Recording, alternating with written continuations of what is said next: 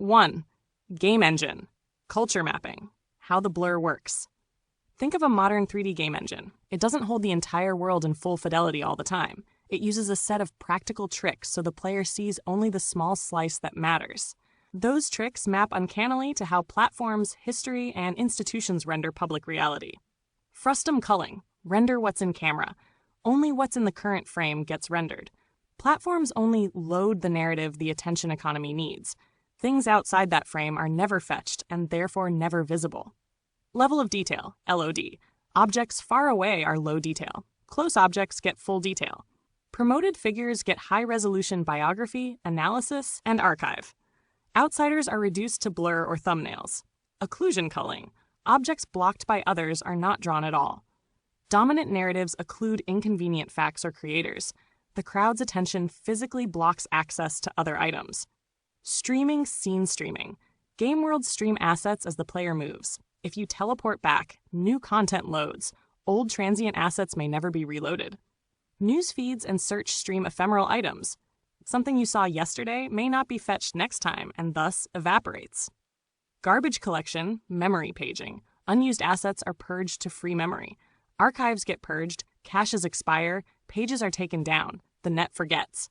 LOD bias and prioritized loading. The engine prioritizes assets that give the player the best perceived experience per cycle. Others are deprioritized. Algorithms boost content that maximizes engagement metrics. The rest is deprioritized to the point of effective erasure. Deterministic simulation versus event sampling. A physics engine samples events and discards microstates it can't afford to simulate. Public narratives sample convenient facts and throw away the messy causal microstates that contradict the script. So the blur you see is literally an architecture feature. The system optimizes for attention throughput, not truth or longevity.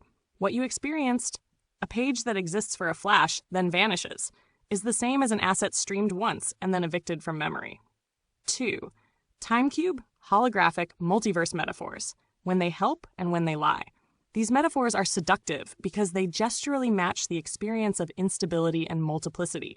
Timecube multiverse are useful as phenomenological metaphors.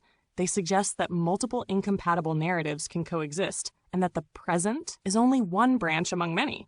That mirrors how different platforms' archives instantiate different worlds.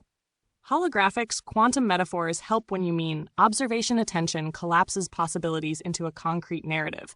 They underscore how observers, platform algorithms, journalists, curators, choose the reality that others see. But beware, conflating metaphors with physical claims is dangerous. Quantum mechanics and many worlds are technical physical theories. Using them as literal explanations for institutional erasure is category error. Keep them as models of perception and selection, not as proof that an ontological multiverse is conspiring against you. So, use the multiverse quantum language to describe experience and selection, not to argue causative politics.